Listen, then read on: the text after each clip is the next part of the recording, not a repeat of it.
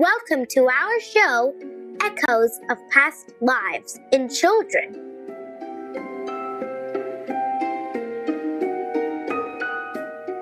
Stories about children remembering their past lives contain an enigma of human existence. Research shows that thousands of children from around the world remember their previous lives. Some children as young as 2 to 6 years old start talking about having a different mom and dad. Others remember being grown-ups and driving specific cars or airplanes.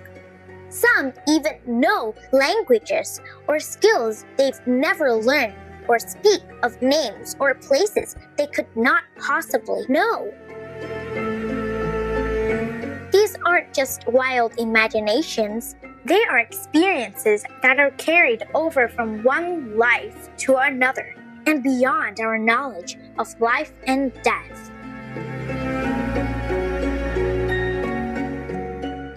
Ahna was 9 when she started talking about an ancient place and the earthquake. She described caves. She described a desert-like environment. Simple homes, life events, times of transition living in caves with community members. There was a whole set of experiences and emotions that came with it. One day, Ahna told me about a traumatic event that happened involving an earthquake in her village. Ahna told me that the earthquake was such that parts of the ground started to open and sands fell in and roofs started collapsing. When Ahna drew the map of an island in her past life and wrote down the ancient language, her parents knew it was time for serious research. It looked like ancient writings. This whole thing is blowing me away. The intensive searching led them to the Heraklion. Heraklion was an ancient civilization that had been discovered underwater in the year 2000. Its beginning goes back to about 12th century BC. Researchers had said that it was a port city and that a big earthquake led to it being underwater. And Heraklion was on an odd-shaped island. When Ahna and I saw that, we thought, that's exactly what you drew. I feel like Heraklion is connected to my past life. At the Division of Perceptual Studies at the University of Virginia School of Medicine, Dr. Jim Tucker has solved over 2,500 cases of children with past life memories. Guess what? 2/3 of these children have memories of dying in wars, violent events, and other tragic situations. Many past life memories have historical roots, bearing the collective traumas of humanity. The consciousness continues to exist, causing nightmares and emotional stress for the children. Jamie got night terrors at 4. While asleep, he would suddenly stand up, running in panic. One time, he accidentally watched part of the Titanic film. He started drawing intensely, producing 50 detailed pictures of the ship in 2 weeks. One, he had over 100 windows drawn in. One pencil drawing, he has all the levels of the ship. Like if you cut the ship in half and you can see all the different rooms and everything. He knew the ship. At the age of 5, Jamie was obsessed with technical mistakes in shipbuilding, looking for what might have caused the sinking. Using iron instead of steel was wrong, as was the insufficient supply of lifeboats.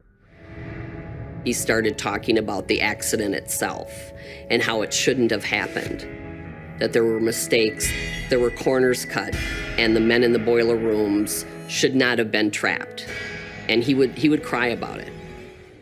One night, after he went to a Titanic exhibit, and all of a sudden I heard a bang on his bedroom wall. It was rhythmic. It was bang, bang, bang, bang.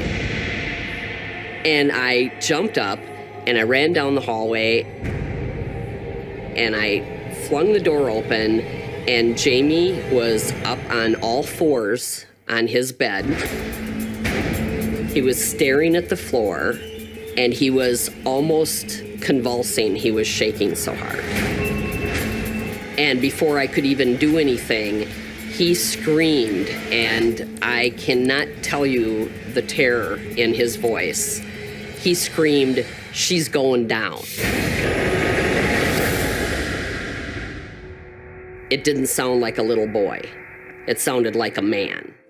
When Jamie's parents realized a possible past life experience, they started intensive historical research. They were able to identify him as having been Thomas Andrews, the chief designer of the Titanic. Unaware that the ship's steel was flawed, Andrews was in disbelief as the Titanic sank and stayed with the ship till the very end. Recognizing this connection, Jamie finally found closure and moved on with a newfound passion for design.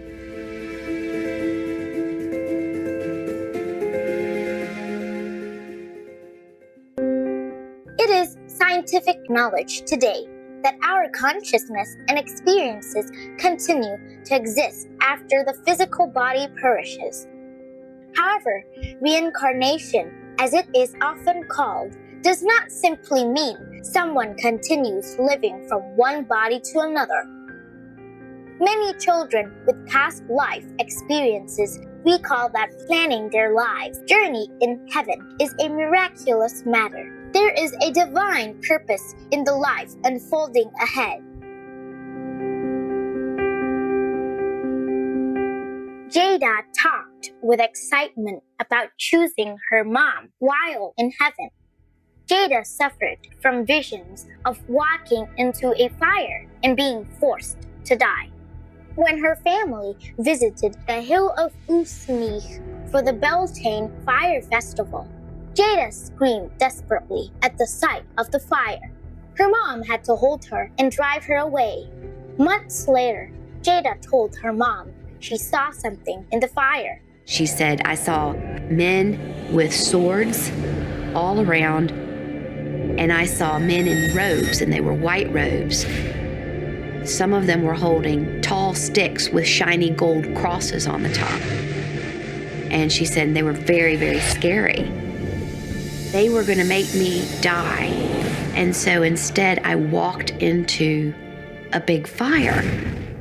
And I said, "What do you mean you walked into a fire?" She said, "They were going to kill me anyway." I actually gasped and fell against the wall. Jada's mom began researching the robes, the fire, and the crosses that Jada kept drawing. Her long search ended at the hill of Montsaga in France. She was shocked to learn that a group of Cathars were persecuted there in 1244 during the Crusades. Those who refused to convert were burned alive.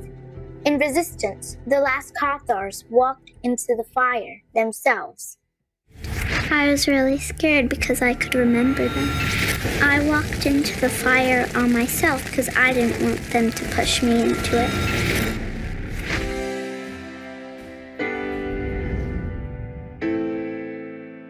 I'm going to ask Jada to make a list of the things that affect her from her past life. And we're going to take those and we're going to turn them to ashes. Okay?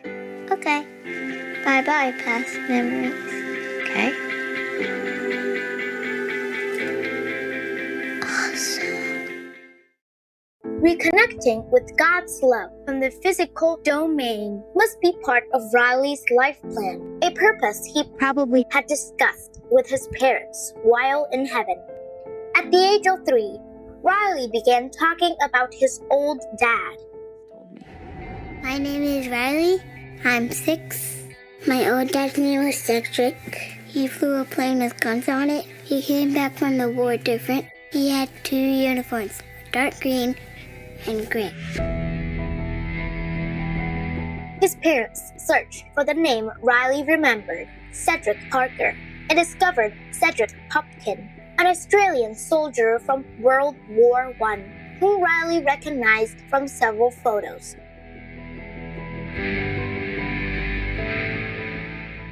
However, little is known about his struggle with post-traumatic stress disorder, PTSD, and the impact it had on his two sons. Riley described his house as kind of light before his dad went to war, and then when his dad came home from the war, it was that it was dark. His dad needed the house to be dark, like the curtains couldn't be open, there couldn't be any lights on. If him and his brother ran through the house and made noise, his dad would scream and yell. I immediately thought he was describing PTSD. Fortunately, Riley is now thriving in the protection and love of his kind-hearted parents. We talk a lot about making sure that he knows that we love him and that we're here for him. And I have no doubt that he understands that I love him and that I am his father and that he can come to me with anything. Ever wondered who are making the plans and selecting the parents between the past and present lives? Regardless, their souls are neither confined by their past lives nor their present ones. Our most benevolent Supreme Master Ching Hai, vegan, has spoken about it. The soul never reincarnates. If we know the soul, if we are enlightened, if we know the connection with the whole universe, we are not reincarnated anywhere. We are always right there. We are never born and never die. We are deeply touched by Master's revelation. We thank all loving parents around the world. May all souls find true spiritual guidance on their quest for liberation.